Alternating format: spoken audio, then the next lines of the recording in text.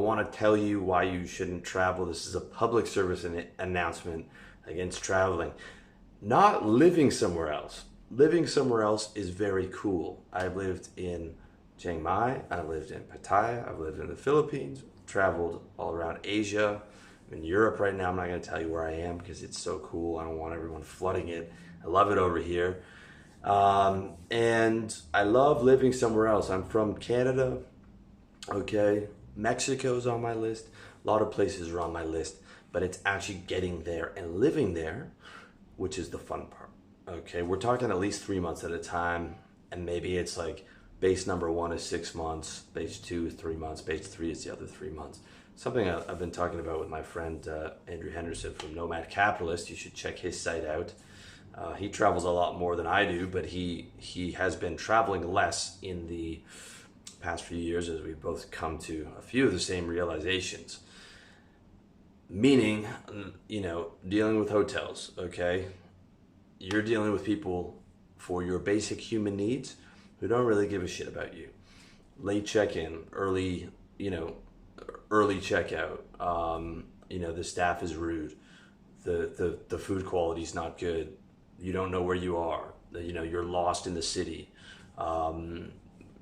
You feel that people are unfriendly to you. Okay, this is on top of all the bureaucracy you had to do to get over to the country, all the forms you had to fill out, the passport, getting on an airplane, being stuck and sandwiched in there with a bunch of other people, eating weird foods, and there's a crying baby. There's always a crying baby. You're never sitting next to the hot girl. You're sitting next to an overweight guy. The cost of the flight, the amount of time it takes away from your business. I mean, it's a day or two of planning if you really want to do things properly. You can get out of the hotel thing if you're staying in the Airbnb, but I'll tell you, if you're staying in an Airbnb that's not a super host, they're terrible.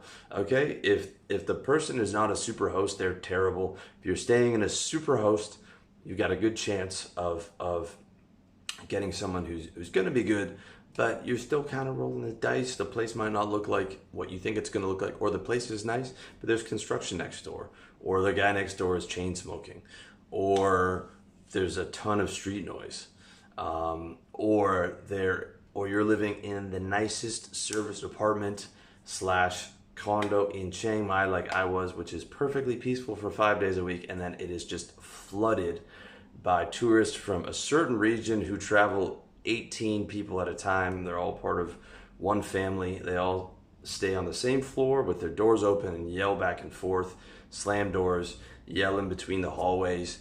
I've seen the 2 or 3 doors broken by this group of people, and we were following the community guidelines on YouTube to the max. So we're just talking about that in generalities, okay? If you've been to Asia, you know what the fuck I'm talking about.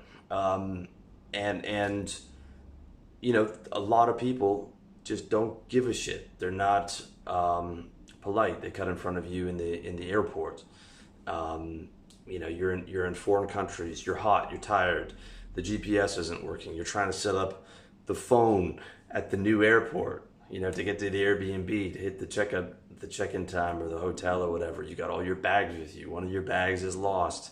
You're on a different time zone now, so you got to reschedule all your calls. If you're like me and you've got a coaching business, I have to travel. If I'm traveling, I have to travel around my coaching calls. I'll take a break in between my coaching calls to go travel. Sometimes I'm calling a guy on the way to the airport because my schedule is so packed.